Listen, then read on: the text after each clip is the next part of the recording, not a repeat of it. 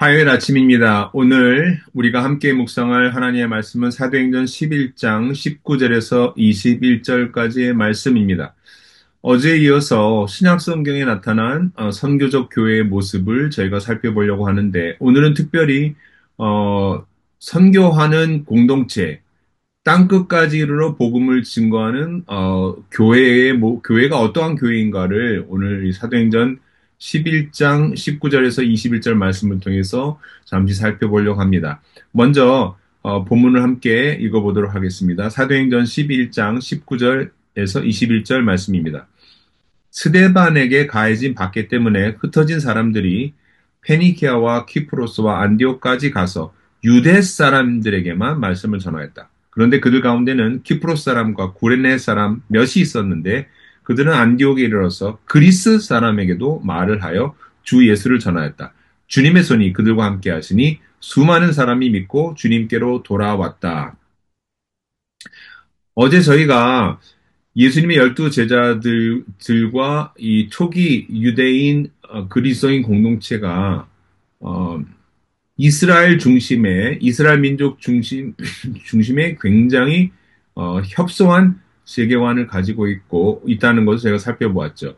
그래서 부활하신 예수님께 한 질문이 이스라엘을 언제 회복시켜 주실 것인가라는 그런 이스라엘의 독립과 나라의 회복에 관한 질문을 예수님께 던지는 장면을 저희가 살펴보기도 하였습니다. 예루살렘 교회를 중심으로 한 초기 기독교 공동체는 여전히 유대인 중심의 어떠한 사고를 하고 있었습니다. 그래서 구약적인 어떤 사고에서 벗어나고 있지 못했지요.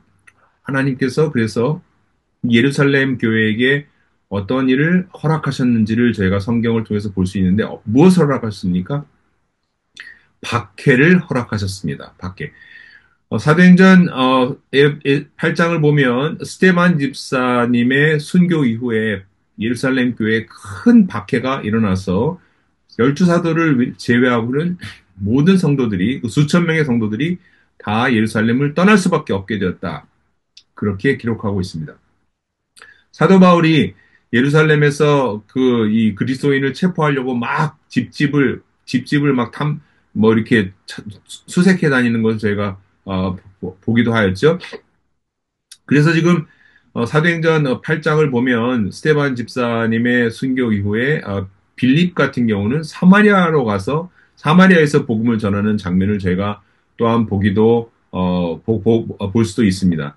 그리고 나서 지금 이 예루살렘 교회에서 흩어졌던 수많은 성도들이 지금 오늘 본문을 보니까 스테반에게 가해진 박해 때문에 흩어졌던 사람들이 페니키아와 키프로스와 안디옥까지 이르렀다. 그러니까 소아시아 전역으로 흩어졌다는 것을 저희가 알 수 있죠. 그래서 로마 제국 각 곳으로 지금 흩어졌는데 사마리아뿐만 아니라 유대와 사마리아를 벗어나서 지금 땅끝까지 막 흩어지는 그런 장면을 저희가 보고 있는데 그런데 오늘 본문을 보니까 여전히 이 흩어져 있는 이 디아스포라 유대인들이 여전히 유대 중심적인 사고방식을 벗어나지 못하고 여전히 유대 사람에게만 말씀을 전하였다. 그렇게 기록하고 있습니다. 사랑하는 성도 여러분, 우리가 가지고 있는 어떤 고정관념, 우리가 가지고 있는 편견을 이렇게 쉽게 벗어버리질 못합니다. 우리의 연약함이죠. 인간으로서의 연약함입니다. 그래서 하나님께서 어떤 경우는 우리가 가지고 있는 편견과 이 어떤 고집, 아집 이런 것을 벗어나게 하기 위해서 어떤 특별한 환경을 우리의 삶 가운데 허락하시기도 합니다. 이 박해라는 것이 그런 것 중에 하나이죠.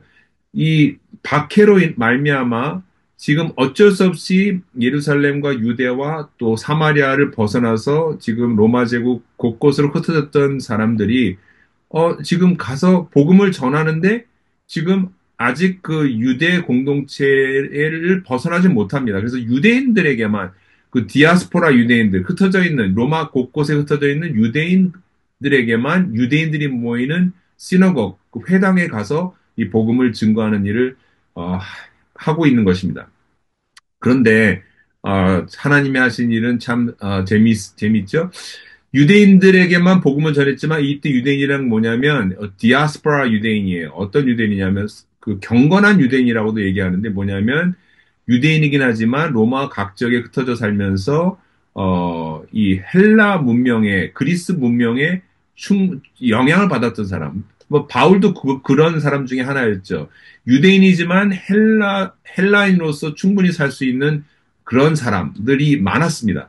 그리고 오늘 본문 보니까 유대인들에게만 말씀을 전했는데 그들 가운데 키프로스 사람과 구레네 사람 몇이 있었어요. 이 얘기는 뭐냐면 유대인이긴 하지만 그리스 문화에 아주 깊이 동화된 이중문화, 다중문화권에 있는 다문화권에 속한 그런 사람들이 있었다는 겁니다. 그런데 이들이 안디옥에 이르렀을 때 이들은 지금 유대인에게만 복음을 전하는 것이 아니라 드디어 그리스 사람들에게도 주 예수를 전하였다 이렇게 얘기하는 것입니다. 하나님의 하심이 어떻습니까?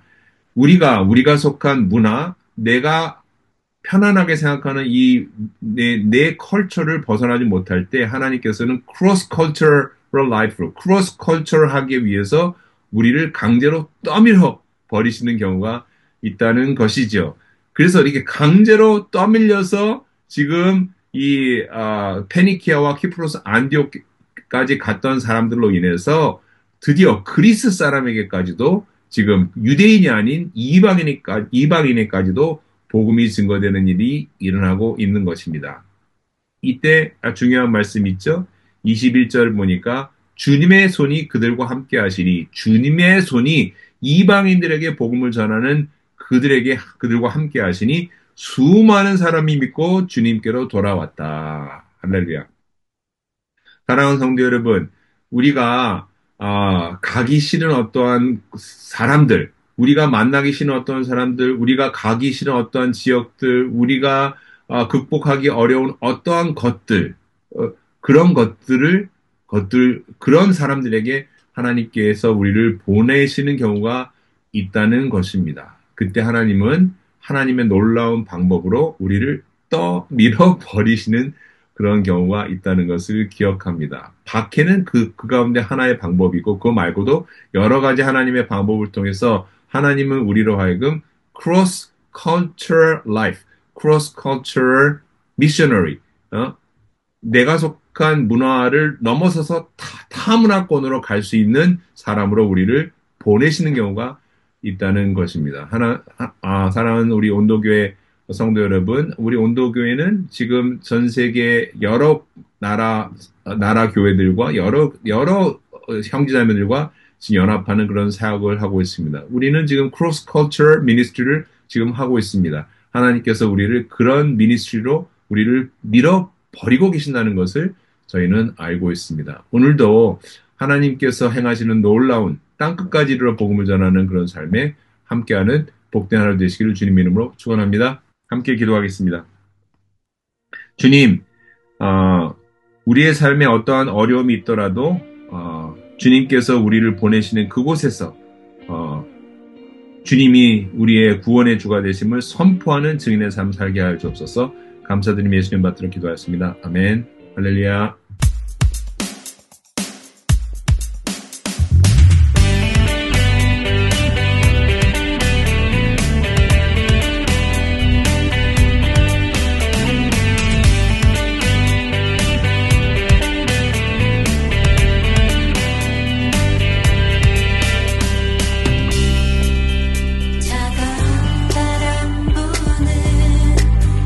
얼어붙은 세상에